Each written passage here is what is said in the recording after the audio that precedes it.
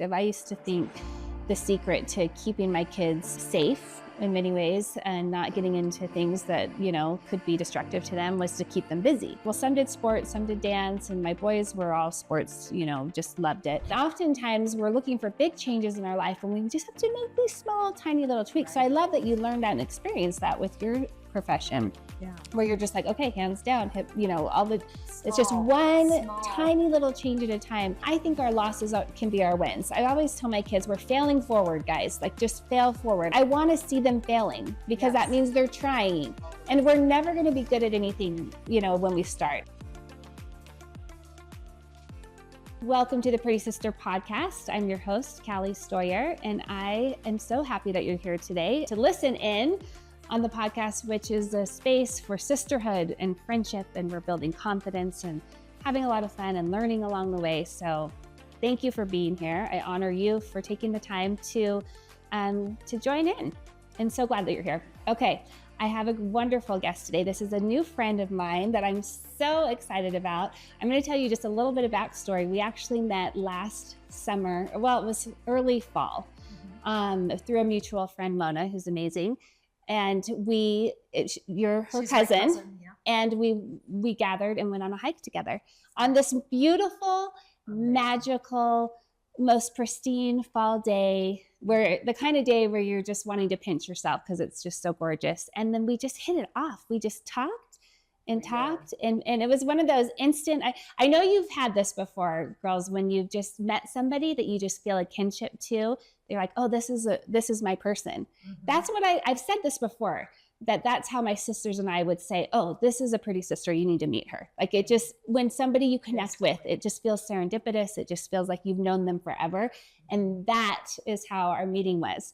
And so, and then also, as we talked, there were so many amazing things that I was just shocked to hear about her that I said, you're going to have to come on the podcast. I need to share you with the rest of the sisterhood. And so this is the moment. We've been trying to connect and we finally got together. So glad to be here. So I introduced to you Cherlynn Pearson, this amazing new pretty sister friend of mine. You were so kind. I'm so glad to be part of this sisterhood. I've listened to every one of your shows. And she's my new biggest fan. I'm like, should I get an autograph? Yeah. I am. I'm kind of little fame Twitter-tated a little bit. Oh my goodness, you're so funny. You are incredible. And really there is nobody like this show on podcast because it's a younger group. Mm-hmm. And so that's what I'm so glad to find you, because you are my person. This is my show and this is my demographic.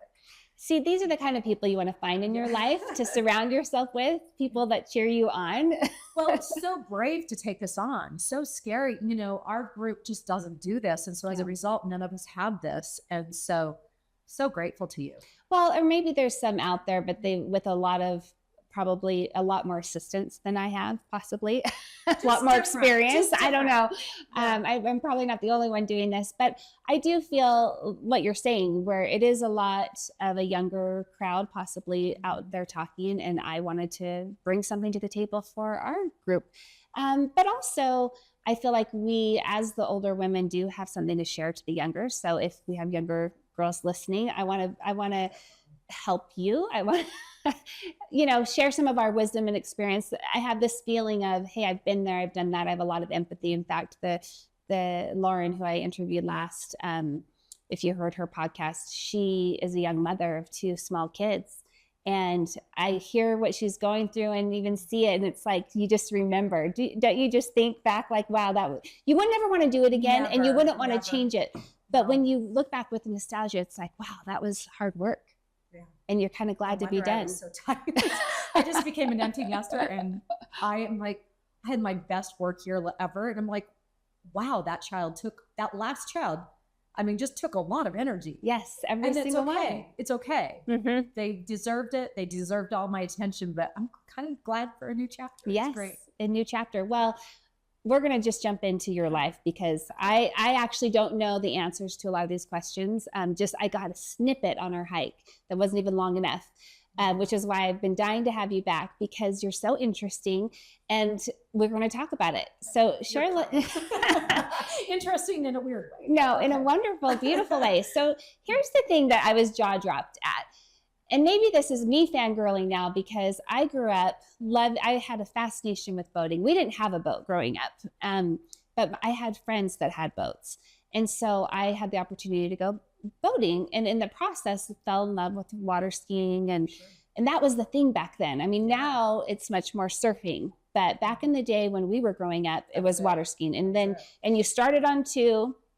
And then you got good and you could slalom. And so it was slalom, water skiing. Right. But it's kind of a little bit of a lost art or a sport.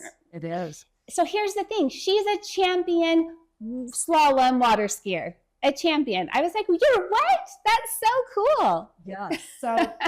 So I mean, it's funny when you say champion, because when you go to Florida and California that have summer and Arizona that have summer all year long, it's tough to be a champion in Utah. Yes. Because it's freezing outside right now. Right. That's got to be so unusual all on its own. Yeah. But surprisingly, I could name 5 pros here in Utah. So we have Good Skis, which is in Ogden, which is national, world renowned.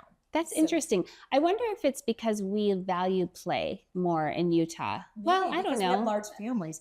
I think it really came down to the place that they were able to get was less expensive to rent, and as a result, less expensive to make the skis here. And then they also make winter skis, so it turned into both. And they do Good is also so you can practice and ski in the winter, and then water ski in the summer. Exactly. So it's a cross training, multidisciplinary. A lot of the skiers do both. Okay. Well, and you do both, right? Yeah. Which again, my kind of girl. Those are the 2 of my favorite sports. Is snow skiing in the winter, water skiing in the summer. Yeah. So how did you get into it? So it was so fun to reminisce, because I was looking through your questions and it was really fun to reminisce. So my dad had a green tri-hold. I mean, we called it looked like a bullfrog, basically. It was the ugliest boat you've ever seen. We would take it on Utah Lake. And which is not which is awesome. I don't want to say the ugliest lake, but it's a dirty, more cringy. That's just throwing trash into the water, and you'd come out and your shirt's green, and it was hardcore. And so my dad, of course, wouldn't buy skis for us. I'm using his skis. I mean, it was ridiculous. So you're thinking I'm not very good, and you would get up, and it was just amazing. And it was such a fun day. Yes. You've got sunshine, water, and you've got no TV, no radio, no distractions. You're all there together. That's what's so neat about boating. Yes. So come full circle. And now my husband is the reason we're in this sport. Really? So we met in Snow College in Ephraim, Utah. He was putting in a course in the ice in the wintertime. And he had it all in, and putting in a course for what? For buoys. So you have to have them cemented in, anchored in, and then the buoys come up once the water fills in. So you do it before the water. So they did it in the lake. It was basically the farmers were filling up this lake in the summer for irrigation. Oh, okay. So it's all the water coming in. They set the buoys up, the course in. He and his roommate had this passion for this. Wow. This is before you even met him. Before I even met him. So you found your person. Of course, he was dating everybody. And I'm like, I went, and he goes, do you want to come try it? I'm like, okay, you guys are crazy. Snow on the side, like it is a day like today, snow on the side of the mountains, and I'm like, you're nuts. And we put on dry suits. I was reminiscing about putting it on, and it's like, it was elastic bands over your arms, pulling your hairs. It was horrible. Hard to get on. And I'm doing this for my first day, and it was so great. You got done, and you're like, that was crazy. Very exhilarating. Yes. All those endorphins running through. Yes. Before we knew what cold plunge was. That's probably what it was. That's why we do it. But I'm like, wow, this is amazing. And we haven't changed. I mean, we got married in 1991, and we didn't really start competing until just recent. And I wish we had done it earlier, but life gets in the way and kids get in the way. So when did you start competing? So that is a story in itself. Okay. Our house burned down. What? And we had in 2015, and we had no yard work to do anymore. And really our home was the dock. I mean, but we can't just skip over that. You just dropped a bomb. Your house burned down. Yeah. We got to give that a little bit of attention. Why did your house burn down? What happened? It was on my son's birthday, my 17-year-old son at the time. And he was student body vice president. Had everybody over. And my husband was coaching my other son in baseball. And I was cleaning out the Traeger grill, which I had asked my husband to clean out, but it wasn't working. And we had this brand new, beautiful deck that we had just done. And I'm like, the grill is not working. So I was cleaning out the Traeger, which means pulling out the pellets. Right. Why isn't this feeding right? Right. So I pulled them all out. And anyway, put it on some water. And then I'm like, oh, they're going to come out and use the deck. So I should get rid of this pellets. Yes. And I threw it on a bed of leaves that I had just picked up and it just smoldered and started in the garage. And I really probably could have tipped those garbage cans over. And but I had a house full of kids, and I'm like, get them out, move their cars, get them out of here.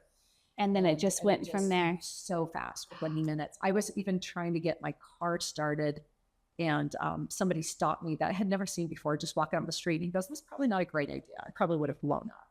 Wow. Yeah. So all those, anyway, so that changed our lives, obviously. That's amazing. Did not become important, and we all started competing because the dock was home.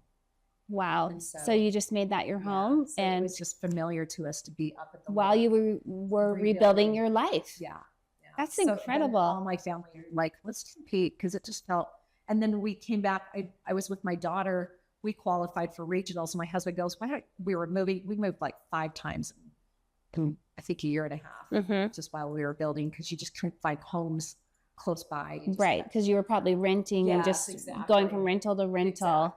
Exactly. So anyways, my husband talked us into it, and my daughter and I came back from regionals, and we're like, we found our people. Where have they been? Isn't that amazing when you do that? And we didn't compete really well. We were like first off the dock, which means you're the worst. Right. But everybody was so kind and so engaging and so helpful. And they're like, this is your first time, come back, and the thing about water ski, you can go compete, you pay between $100 to $200 to enter into a competition. Okay. You get one chance. You fall, you're done. Wow. So it's high pressure. It is pressure. And usually, you're practicing, you fall and you're like, okay, I'll get tweak this, get a couple of passes, but no, it's tournament time. So that's a little, high stakes. Yes, exactly. You travel all that way and you're done in 5 seconds or hopefully longer. Hopefully, you get your opening pass. That's a big deal. Then you come back and get a second pass, and your third and fourth are kind of your money passes. Yes. So you're glad to get those. So, wow. That's so exciting. So I just think, I guess first I just want to say what a nod to you and your family to take such a crisis and such adversity. To have your house burned down is no small thing, and to rise above the ashes truly in such a beautiful way, to come through that, finding something that would bond your family together, that you could do together to grow stronger from this adversity, which I think is, when I think back or look at just life in general, I think we often find that it is through our hardships that we are going to find our growth. You'd never ask for it again. You would, But now we're counseling people in California that have all those fires. And it was so interesting. Just last week, we were talking to the family that wanted to talk to us, and I told the lady, I don't even think about it anymore. It happened in 2015, so 10 years ago, and it hasn't defined me. It's over, it's past, but it's made me who I am. But I told the lady, I said, you're going to cry every day and give yourself one cry a day. I cried every day for 2 years. Yeah. Well, because so much is lost. So much lost. And it was ridiculous, because it was like, this is stuff. It can all be replaced, but it was still heavy. Sure. And you would just experience every day. It's like, oh, that's gone. Oh, that's gone. We did lose our cat. That was devastating. It's just constantly things that you're like, oh. And probably it's hitting you at waves as you go to reach for something, or, oh, where's that picture? Or where's that? You're like, I have that. Oh, I don't. You're like, or that outfit I loved that, because I think about my closet. It's full of clothes that are like 20 years old that I've just. It was really good clean out. That's one way to do it. It's okay, just, we're going to redesign. It gives you, I guess, a second chance at life in some ways. Wasn't that fun to rebuy it? I said, no, it's not really fun because you have to. Yes, it's not the treat of, I get to go get a new outfit. It's like, I have to start over. My poor son, we just gave we call them our Draker moms, my credit card, and said, go buy us stuff. And they were awesome at it. And my son would come home and he goes, my shoes. They're like, my professional shopping, my shopping experience has finally paid off. I got you, girl. But like, he didn't have shoes that fit him. And I'm like, you should have gone with them. And he goes, I hate shopping. I'm like, got it. Yeah. So, Wow. What an amazing experience. Well, good job you, because you, on the flip side, and I'm sure this is, many people would do this too, is you could have resentment. You could hold on to this stuff and just have regrets, or even you yourself could blame yourself. And I'm sure there was a process of moving through that. And you're probably envisioning, if I just put him here and not there. But when we can learn to just let the past be the past, pull from it what you can learn and what you can change for the better maybe next time. Well, the best thing I learned was to say no to things. I had a group of friends over for a luncheon. I was having prom over. It was my son's birthday. At his party, his student body council group over, and it was just on and on. And I'm like, oh my gosh, that was 1 week. Yeah. Of course I had a fire. Right. Of course. Hello, say no. Yes. This was the gift of like, too much. You're taking on too much. Yeah. Let's just have a forced reckoning, a forced reframing of figuring out what you want and don't want, or what's necessary in your life or not. And I had my identity stolen that week, and I had my best friend have breast cancer. So there was just my goodness. When it rains, of course. You look back and you go, oh, okay, that explains it. So this could be a hard question because this is on the spot, but if you could distill like the 3 biggest lessons from that experience, what are some of the things that bubble up that come to mind? Stop is stop. Yeah. It doesn't matter in the big scheme of things. That was really, stuff doesn't mean anything to me, even though I like nice things. Sure. I really upped my game. I really like the stuff I'm going to buy is going to be nice. Right. So you kind of learned the lessons more. Exactly. That was good. Another takeaway is just the kindness and watching other, like our home teacher, if there's anything I could do for you. And I'm like, as a matter of fact, there is. It was just, I didn't know where to start. They didn't know where to start. It was so big. So you probably took some real learning to be vulnerable, because it sounds like, and just from what I'm seeing from you, you're a go-getter person. You're a champion. People like you often aren't used to needing help because you're the person who's just throwing the parties and hosting the events and getting things done. And you're probably the person that if somebody needs something done, they're going to ask you, because the busiest people are the ones who can do the most. Right. And so I'm sure for you, there was a period of time where you're like, I don't even know how to allow people to come in and help me. Well, my son to this day is like, I can't really get a single meal, dinner. He goes, how many did you bring? And I go, I didn't even have utensils to even eat the food. People would bring it. And I'm like, well, I don't even know what to do with this because we don't even have plates. Where were you? Did you stay in like a hotel? Yes. Yeah. Until you could get into a place? Yeah. Yeah. It was horrible. We were on vacation. We were glamping for weeks. And had no, place to land. It was interesting. Wow. So from this, your family found the water skiing. I mean, you were water skiing before, but that's when you really discovered water skiing as a sport, like as a serious professional sport for you. And here's what I love, and I want you to speak to this, if you will. You didn't just find it and discover it yourself. And you mentioned this, you did it as a family. Yeah. We're one of the few, actually. So you'll see a lot of men are in it and their wives don't do it. It's intimidating. It's a scary sport. It terrifies me. I am not a speed adrenaline junkie like most of them. My husband is. And he, watches film all the time. He's technical about it. And I'm just like, I'm just going. And as a result, that's kind of the results I've gotten. Yeah. So I finally just went, no, I want to qualify for nationals. And he's qualified for the last 2000, what was it? When did COVID start? 2020. That was his first year on qualifying. First year they did not have it. He's like, I made it and now I can't do it. Now I can't go. And so, so that was just always a dream that we would do it together. And so last year was our first year that I qualified.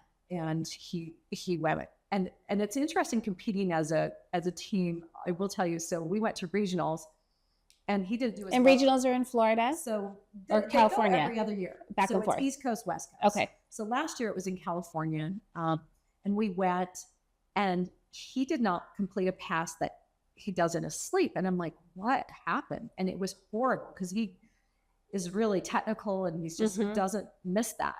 And it was really like, we just were out here and what just we bombed at regionals. This is not a place to bomb. Yes. And he said he got in a clump of weeds and they have like buoys where you land. So you come in and you land, and he said he just got in a clump of weeds and it was all over him and he couldn't shake them off. And they're like, and the boat has a timer. And so he's like, they're like, are you ready to go? And he said, I can't even get out. I can't even get my ski out. Oh, wow. And so he was stuck. And so there's no way to really he was just throwing the weeds off. And then he was exhausted. He said by the time he did that normal pass, that's easy for him. He said he was just, so live and learn. You know? Anyway, everybody. Well, you can't really prepare for that. No, I mean, that's not. Challenges. Yeah, you have different challenges, but everybody had that. You know, weeds were everywhere, but some people navigated it better. Wow. And it just happened to probably, clump. Just happened to go right where my that old saying, like, don't get caught in the weeds. I mean, that has new meaning for your family. Like, wow, that's really important to us now. Yeah. Literally. Right. It doesn't, well, and then you navigate anyway. So he didn't do as well as he wanted. I got wind, which is none of our group did really well, but I got, I did a pass that is usually easy, but at least I made it. And so I was semi-happy when we were driving home, but it's hard when you've got one person really not happy and the other one's happy. It's so hard. So, yeah. So do you have like some song you sing or put on the radio, some rituals to like, okay, we got to get this mood flipped around. That, like in baseball, we learned this because baseball's a hard sport. And my son would play and he would just go, no talking about it, 24-hour rule. Yeah, just give me some time to process this. It'll all work out, but right now I'm really mad. Yeah. Well, and we need that for everything. Even with the fire, you said it took time before you kind of recognize all the losses. And with the sports, it's smart. Just give me a minute. I got to get through this loss, and then I'm going to come back with a fresh perspective, and probably come back wanting to watch the tapes or review and learn what I need to do. So you and your husband do it. Your kids do it too. How many kids do you have? So I have 3 children. Okay. My daughter has 2 of her own. We're hoping to get the grandkids in it. So we have a 3-year-old. And so right now is just making them want to come to the lake. So it's just very much, and we're all, we say he's gotten up, but it's, it's more like we holding him up. Yes. We held him, we tied him to the ski, and you have no choice. Yes. It's a child prodigy, ski prodigy. Exactly. And just to, get used to the noise of the boat. And that's a lot. Yeah. It's a different feeling, but you start them young and then they, used to it. Mm-hmm. So we're excited for that. Well, one of my favorite things, because I remember getting married, and you'll think this is funny. I loved this sport so much that I asked for a wave runner for my honeymoon. Isn't that funny? Yeah. And it was a double cedar wave runner that was strong enough that you could pull a water skier. Okay. And so we didn't go on a honeymoon, like a special, exciting one. We did go up to Park City, and actually my friend September, they had a condo, and I think they had heard that we weren't doing anything. And so Doug, her husband, gave my husband an envelope, or my soon-to-be husband, that had like, you're going to go stay at our condo in Park City. You have to do something. That's so cute. And it even had like, I think $200 cash in the envelope. So we literally joke to this day that they paid for our honeymoon. And this was a best friend of mine at the time. Which is a mutual friend, surprisingly. Yes, I know. I love these connections. But we instead had this wave runner, and I loved it because we could just get out and play and have something to do, but we couldn't afford a boat. But it was just like, okay, we're going to start where we can. And then I wanted to get a boat. I even thought I want a boat before we can get a house, because of course the house is a bigger buy. And then we did not end up getting the boat before the house, but we did end up getting a boat as soon as I could. And I wanted it because and this is where I'm going with it, I wanted my young kids to grow up boating, because I had wished that we had a boat growing up, and we didn't. And I was blessed with in fact, this is in my life, this is how it's mostly gone, is I've experienced things by being blessed by my sisters, my friends that have shown me something or allowed me an opportunity, or I've just seen it through them. And then it's been such a gift to me that it's helped me dream. It's helped me figure out the things that I want to do. And I've always been so grateful for that. So we got a boat, and then I had all these little kids, and we take them boating, and we never became champions at all, which is why I'm so inspired by you. You can start. We can tell you out now. You can't even. Wow, I hadn't even thought of that. Novice tournaments, and you can't believe the crazy group that would just embrace a family. That's an interesting thought. I'm gonna have to think on that. I would call you in. What a challenge to lay down. Well, and even, you could start with, I'm going to come see a tournament. I'm going to come see what that is. I'm going to come maybe help on the dock. You could start, I don't know if they do starting docks. Right. Have you, do the handles. Right. And then, you could be a judge, a judge. So fun, just to be a part of it in some way. That would be really fun. Okay, I'm gonna jump on that bandwagon. I'm gonna come watch you. They're all private lakes, so you should come join. You wouldn't get a chance to be on these lakes otherwise. Right, which is really interesting in itself. Yeah. But what I love about putting your family on a boat, though, is that you're contained. And you had mentioned this before. And so tell me about that, because I felt like it helps you to grow closer as a family, to take not a Sunday in our case, but a Saturday, and go spend it on the lake where kids normally would be doing other things with friends. And instead you just have their attention. You've just kind of boxed them in. They can't really go far. You can take a swim break and get out of the boat. But otherwise I would have their attention, have them all to myself in a fun way that they didn't resent, but it was something they enjoyed doing and being with the family. And I love those small spaces. So growing up, I mean, of course we would ask, what are we doing on Saturday? The kids are, and we're like, what we're doing. We'll be at the lake. Yeah. And so the kids who were as teenagers hanging out with their parents, and we would go early enough so they could still play with friends in the evening, but at least they'd get their and they weren't forced to. No. You made something fun that they want to come do. Yeah. So that was the night. And they didn't have their cell phones going, and they didn't have TV. There were no other distractions. Yes. It's really a neat way to grow up. Yeah. So, and to bring them, they're talking, and because teenagers are tough. Right. It's not easy, but if you can bring them in, something you enjoy, and you can talk on the dock, and it's a great way. It's tough to fight for their attention, and especially if they're active and you want them to be active. I used to think the secret to keeping my kids safe in many ways and not getting into things that could be destructive to them was to keep them busy. And so whether that was my girls busy, and some did sports, some did dance, and my boys were all sports, just loved it. But you want them to be busy. So you're promoting that, but then that very thing that you want for them to be busy can take them away from family time.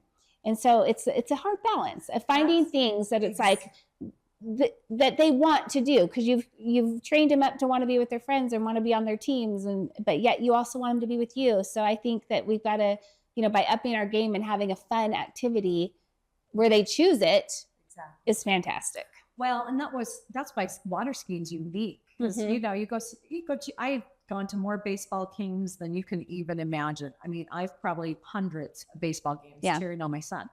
Water skiing, our whole family is competing, and that was nice. So in one day, all 5 of us, and so if one of us doesn't do really well, then we can cheer on the other and say, "Okay, you got this." Yes. Remember, and then you can tell them what you wish you would have thought of before.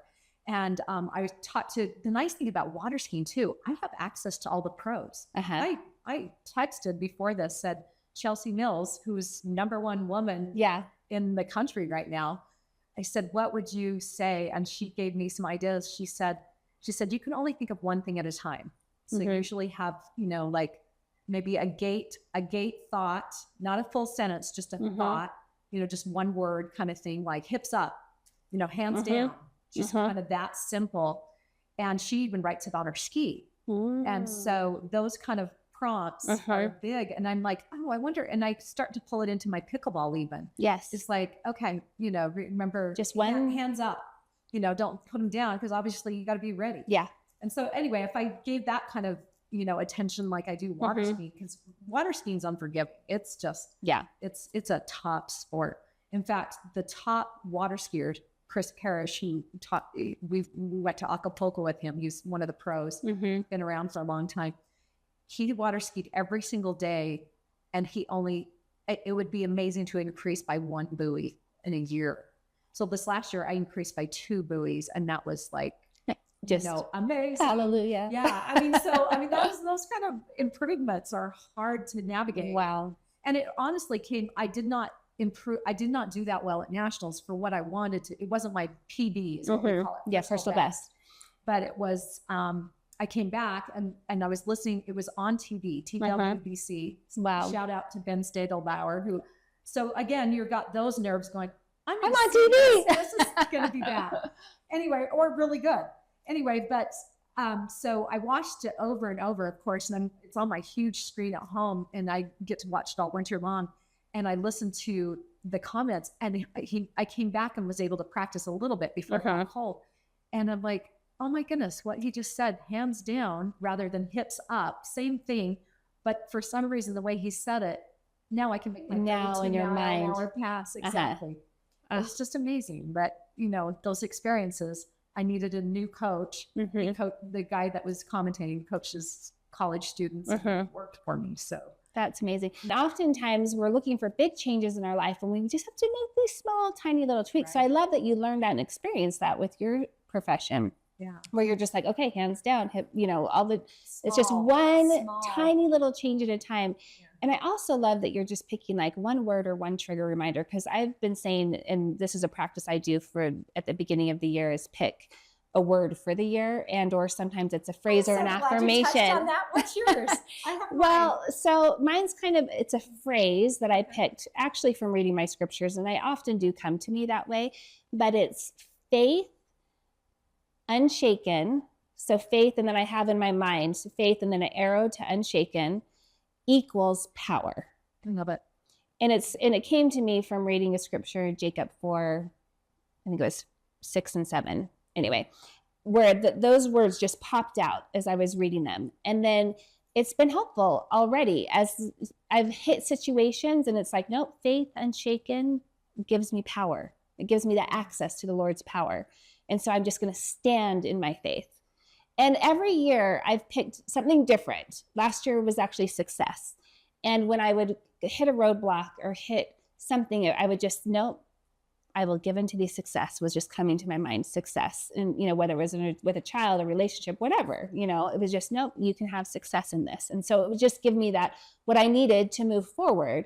And I think that if we can pick a word or a phrase like that each year, it's just that one thing to work on, just that one. We're so simple. Yeah. I just need some anchor to keep me moving forward or keep me in whatever direction I need. Otherwise we get lost in the weeds. Yes, we do. And I think if we can be intentional, the more intentional we can be about selecting that, I think prayerfully, like I said, I read my scriptures as I'm trying to figure that out.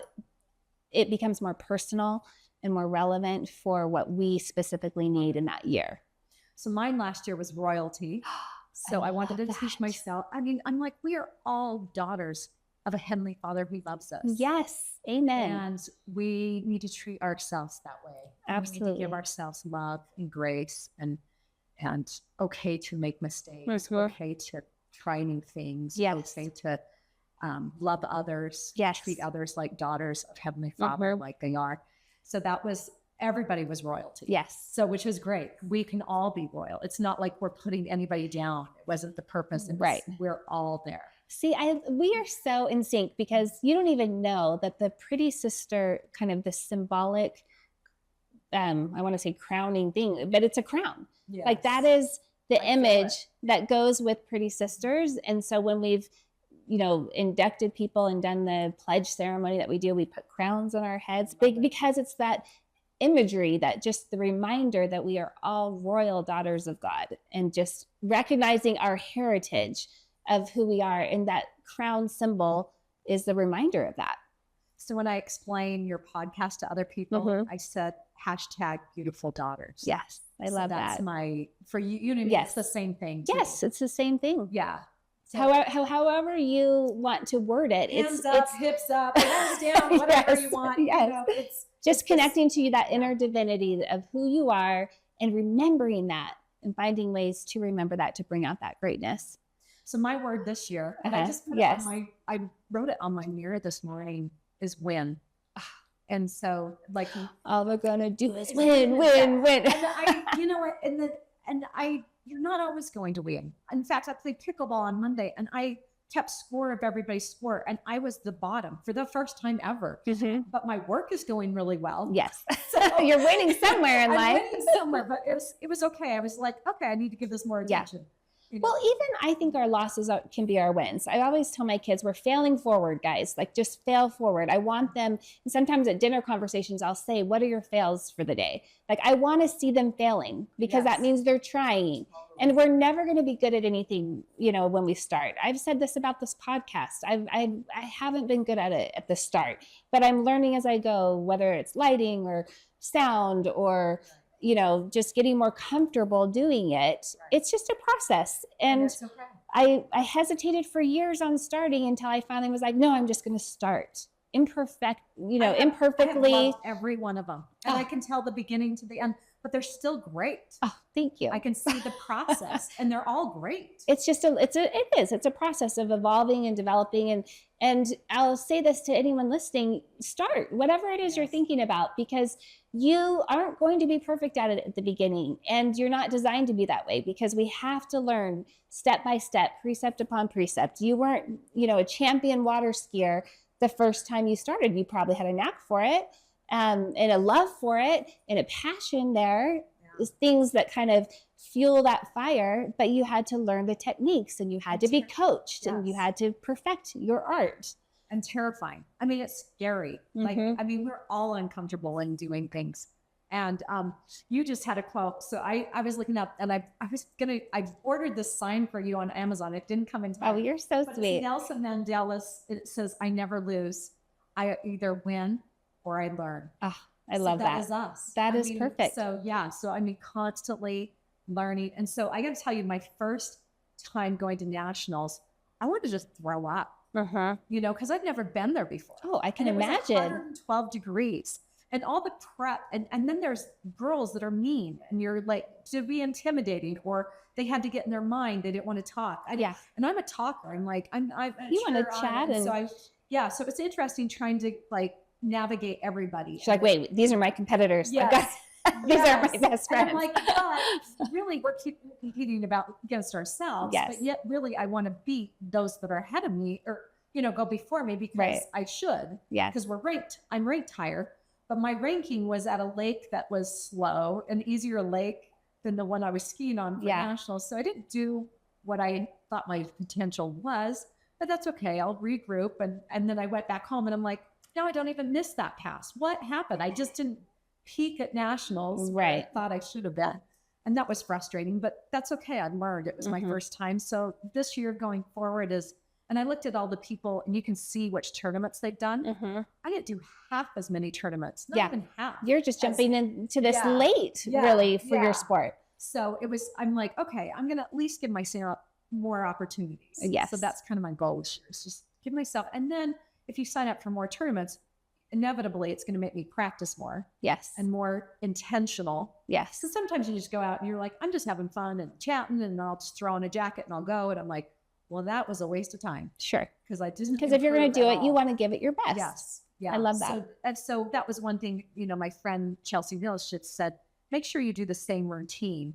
And that's really easily said, hard to do. Because we all do that. We just like, I'll throw on the jacket, I'm going to go play. You'll do that with pickleball. I'll just throw the racket in, we don't warm up and we don't, do the things the drills that are boring, that make us better. Well, and I think oftentimes it's human nature to laugh something off and say, oh, I'm not trying. Because if you say that, you're kind of almost putting out there, yourself. Yes, like don't expect much. And there's a time and a place for that, I guess, especially if you're injured or whatnot. But yeah, why not seize opportunities and give it your best? Right. Make yourself notes. I mean, I loved the stickers, the one-word phrases. Of course, those work. So yeah, give yourself all the opportunities you need to do better. Right. And apologize less and show up more. Yeah. Okay. I asked about your kind of 3 takeaways from the fire. What would you say are some of the, like a few or the top 3 lessons that have come from this water skiing journey you've been on and being a pro? I would say, you know, it's interesting watching some of the women not really help you because it's already a hard sport. And I have a friend that will text me. She's in Arizona, and we were at the same level, and she's just taken off because she skis. She's not married. She doesn't have children. She doesn't have grandkids. It's a different situation. So, and she's just really taken off. And she skis all the time. She's Arizona. Yeah. And I ski in cold, even in the summer. So I'm tough. She's amazing. You are tough. Cold. That's so tough. It's so cold. And so I have to, but I'm trying to give myself opportunities to go there, but to go, you know, to warmer places, you know, to make it, because I can fly. Yeah. And, you know. But you're also a busy working woman. Yes. Which we've never said. You have a career. Yeah, I have a career. So you've mothered these children. You have this thriving career and a professional athlete. It's amazing. 5 new agents. So I'm training 5 new, and I was exhausted last night. I'm like, why am I so tired? I'm like, oh yeah. I'm busy. I have 5 people asking me lots of questions and I love it. But yeah, okay, takeaways from water skiing is, you know, okay, there was a story that Steve Young, I just listened to him and it was so interesting. So he was saying his teammates would go, did he throw up yet? And they go, okay, good. Because he would throw up before every game. Out of nerves. Wow. And they knew they were going to win if he threw up. Interesting. And so those nerves, we know those are good. If we can take care of it and know what works for us. Yes. So my husband, right. So what did he do? Did he say what he did to combat the nerves? Because if he just threw up and then he knew he was good. And then he knew it was going to go well. It was his routine. And I'm like, that sounds horrible. Yes. There's got to be a better way. There's got to be a better way. So for my husband, I was as nervous for him at nationals because he's not going to be happy if he doesn't do what he's expects to do. He was ranked 27th. So and it's really interesting. You'll go do these tournaments. You're like, okay, my BMI is way better than hers. How is she so good? Like, wow, these little tiny degrees. Yes. I mean, of to make a difference. Size each other up and you're like, wow, you know what I mean? And the cool thing with water skiing, you do have aged, you know, so right now I'm the oldest in a younger group. So I'm kind of giving myself some grace. Sure. Of course, the younger they just improve so much year over year. Yes. Wow. I'm not that improving, but I'm really close to going into the 55 group, which will put me the youngest, which is kind of a goal setting this year. Cause I'm like, okay, I've got a couple more years at this and I would love to be. That's so interesting. So 10 years is what they give them. So it's 10-year, which as boys, brackets. Really my 18-year-old, it throws. So I think my 18-year-old was competing with my 25-year-old son. They were in the same group. Which is not fair. Yes. And how high do these age brackets go? You know, that's what's so great about water skiing. They have 80-year-olds. Wow. Yeah. 90. I've had 90. Wow. Yes. And they're amazing. My 65. That's inspiring. Yeah. That is inspiring. 67-year-old friend. I think she's 66. I snow ski and water ski. She goes to Worlds. She's way better than me. And I said, oh, I'm going to outlive you. That's the only way I'm going to beat her.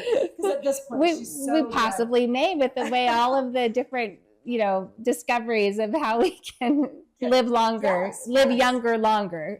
Because I mean, 50, in your favor. 50 was old back when we. It was old. It was the Golden Girls on TV. Yeah. I mean, how old were they? They seemed so old because the hair coloring wasn't a thing back then. So they had the silver and white hair. I have a friend who was a college roommate, and she, you know, retired recently. And she was saying, we got together in California to throw a retirement party. And she's like, you know, I just imagined us living as the Golden Girls as when we were older. She's like, I'm not sure what we were going to do with our husbands in that imagination. And we certainly don't look like them.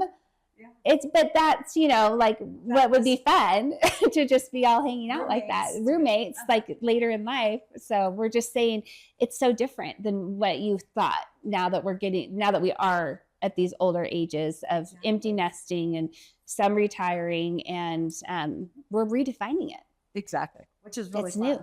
Yeah. Really fun to see everybody doing new things and trying new things. Yeah. So yeah, Okay. I mean, this is one thing about water skiing. I think that is intimidating. People don't realize if you just showed up on the dock with your ski, nobody's going to share their ski. So just so you know, like people are like, oh, I'll just borrow your ski, and I'm like, no, this is form fitted to my foot. Yes, and that's very specific. Thousands of dollars. So everyone thinks they can just borrow my ski. And I usually have extras. So I'm like, I'm happy to share some of my extras, but bring your ski. Yes. And bring your handle. Can you believe it? Everyone's like, oh, just throw me your own handle. So my handle is over $100 formed to my hand, you know, and it's, anyway. It's your handle. It's the handle you use. It's not like your family's all using the same handle. You each have your own handle. And it has the spring that I like. Like you don't even, the technicality of water skiing is so bigger than you. So like I go and drive my husband. So right after nationals, he did one of the best passes he's ever done. Bumped him up to 9th and I think maybe 12th. I think he was 12th in the nation. Wow. So 27th, he goes in and he's like ranked 12th, which was amazing. And so we came back to Utah and do our first pass on our private lake, and I'm driving and he's like, well, I make this all the time. And he wrecks and breaks his ankle. So that happened. So you go from hero to zero in like seconds. And so, so he's been nursing. He's just got back to walking like a few months ago, and he was just in West Palm. So was that at least where he could heal over the winter season? Yeah. So timing wise. So, I mean, to get us back to nationals, so he got a new boot that will release better. And every water skier is like, oh yeah, I had that injury. So, oh gosh. So just something you have to pass through. I guess, one of those things you don't want to have to. I'm not that crazy. I don't think I'll ever go. I mean, he's going 34 miles an hour. My top speed is 32, which still is flying. Yeah. It is well, so and nowadays, because surfing has become more popular. I was going to ask you if you like to do that, but you do that at like 11 to 13 miles an hour. And so it's so much slower. Yeah. So those of you who haven't water skied before at 32 miles an hour, that feels way different. That's some serious adrenaline. I sometimes will. And the falls are a lot more painful because you're going at such a faster speed. I mean, if you're like a helicopter, that's what that's how he broke his ankle. Just like flipping around. Because it was so fast. And so, so it's. And when you're going around those buoys, are you just kind of laying out? Like you're just to catch. So my husband's legs, you can't even reach it with 2 arms. It's not even long enough of a rope to do it without extension. Wow. So you look at those and they make it look this would be so fun to come watch you. It is. So fun. You're not gonna watch. You're gonna play. Well, I don't know. I like when I say I water skied, I mean that was so long ago relative now to just evolving with now the surfing. And that's what's so cool about water skiing. When you're in the water, it's your time. It's your sport. It's it's about you. So everybody gets a chance. And that's what's so great about it. Yeah. I love to have everybody try. And it's invigorating for us to see do something new for you. So every water skier, I don't know very many that wouldn't take a new skier because they love to share the passion. Yes. So don't feel, I mean, it's intimidating, but don't think you can't show up and just say, and definitely bring some gas money. Yes. You don't realize how expensive, because we get people and they're like, we just take them and I'm like, okay, just for 6 passes is over $60 just in gas. And wow. Just it's very expensive. Yeah, that's amazing. And those are some things you don't quite think about. Yeah. Until you're the person paying for it. Which, to a point, we'll do it for you. But yes. Well, it's kind of like what goes on with our children, right? When they don't quite know what things cost until they get older and start having to do it on their own. And it's like, oh, now I'm grateful, Mom, for all those things. We have a saying where you're like, boating will make you a millionaire if you're a billionaire. It's expensive, but it's to me, every sport is expensive. Yes. I mean, you get in it. I'm like, they made soccer expensive. How did they make or pickleball expensive? Right. They'll find ways. Well, it seems like they've realized pickleball has become so popular, and people would spend so much on the tennis rackets relative to the pickleball. So I don't know if you've noticed, now they're making the pickleball rackets a lot more fancy and expensive because I think they realized, oh, we can. People are paying for the tennis ones, so we can just make these fancier and jack up the prices for the pickleball ones. But it makes a difference. I didn't realize like equipment is huge. Yeah. And so with water skiing, definitely you can buy your game. You know, you definitely pay. And then there gets to be a point I'm like, I really didn't need a new ski. I just needed a new technique. Yes. I needed to put in the work. We want to think, oh, if I can just get that new ski, it's going to make me better. And shortcut to the. It was a shortcut. I'll just throw another couple of thousand. Yeah. When it's like, no, I need some more practice. Yeah. So it's a fine balance and definitely fun to learn. Yes. So fun to figure it out because every sport's the same that way on the equipment, trying to figure out your mental toughness. But one thing the pro Chelsea Mills said is go with what you got. Like, you know what you're good at. Think about what you're good at. So that's her cues too, and go with confidence with what you've got. And I'm like, oh yeah. Cause you know, you go in and you're like, this isn't going to end well. That's not going to go well for you. But you're like, I know this pass, you know, give yourself those chances to do well. You know, tell yourself win or whatever your word is. Just, you can do this. Well, you know, at the top of the year, we did an exercise in the podcast, which you've heard, where we said, go back in your past 10 years and look at what you've accomplished to prime you for thinking about what you want to accomplish, to remember, like, I actually can do things.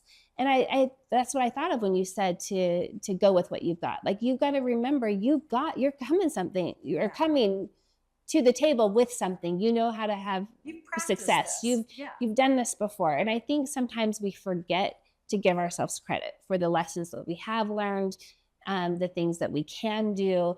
But when we take the time to remember that, to focus in on that, to bring that to the forefront of our mind, then it does give us that courage and confidence to move forward and try new things.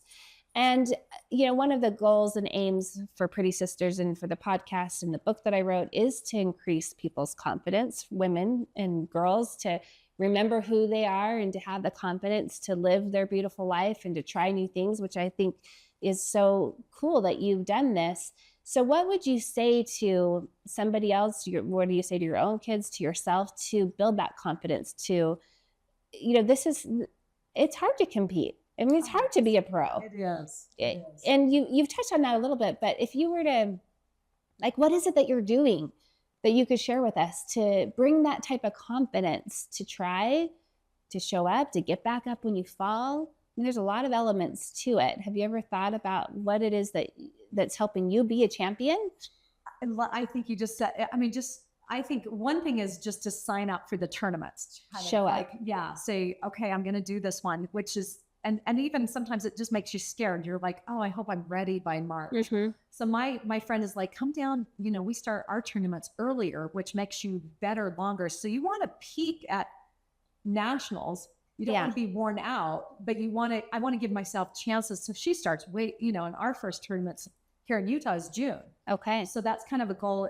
She's saying, you know, come down and start earlier. So you're already in. Get yourself practiced. Yes, get going. So it's giving yourself an earlier start this year. So that would, and I ended so well, and we just got cold, and I'm like, oh, that's, you know, it's so sad to see it go. Yes. But I feel like I can give myself an early start this year. So that is kind of one of my goals. And I've got friends, you know, there's not many women in it. And so my husband was going to go, and it was going to take all Saturday. You know, you have those golfer husbands. Yeah.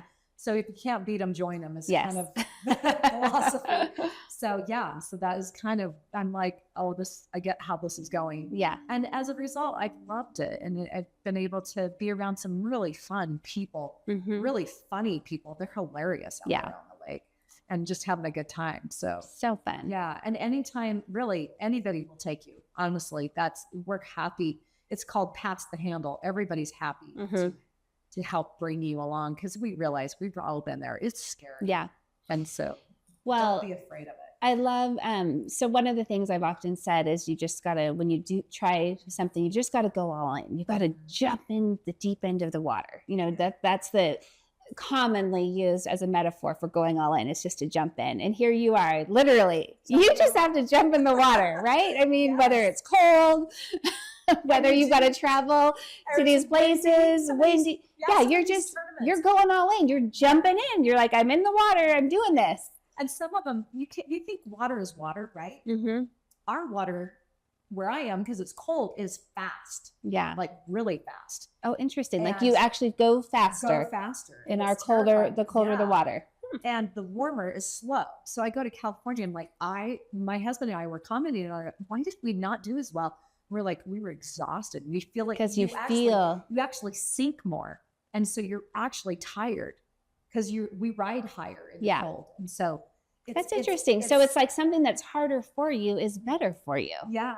Which often is the case in life. Yes. The harder things for us to do, like jumping in that cold water, actually makes you perform better. That's a really cool thing to remember. Yeah.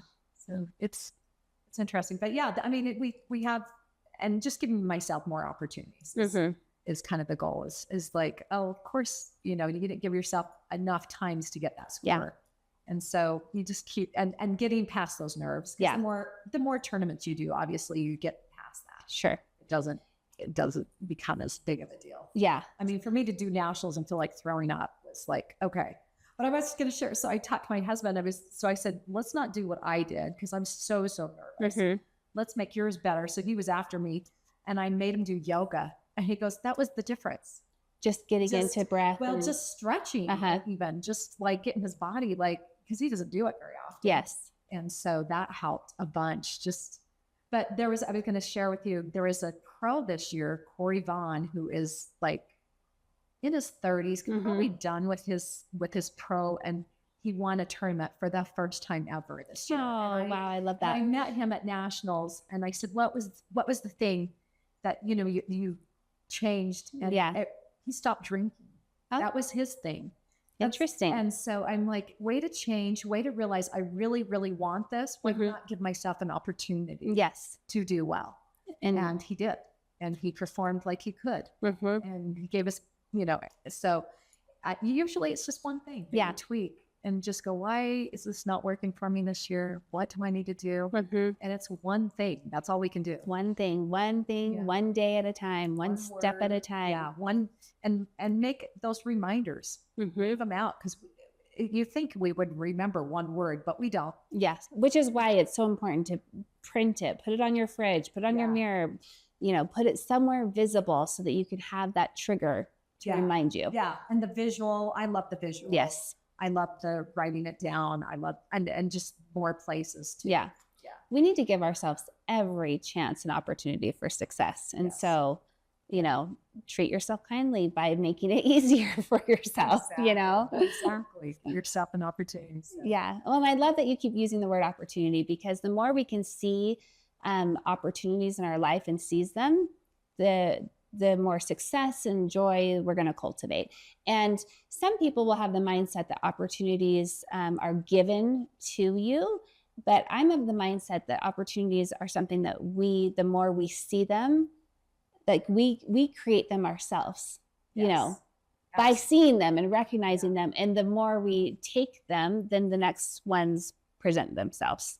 Well, and that's why we do sports, I think. I think I really do think it's like life. Like when we do sports, it's just a fast version of life. And we see ourselves, how do we perform under pressure?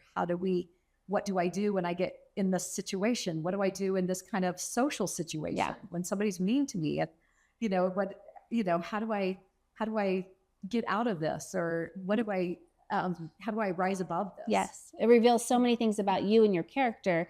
And then also teaches you it gives you a lot of practice of how you want to show up.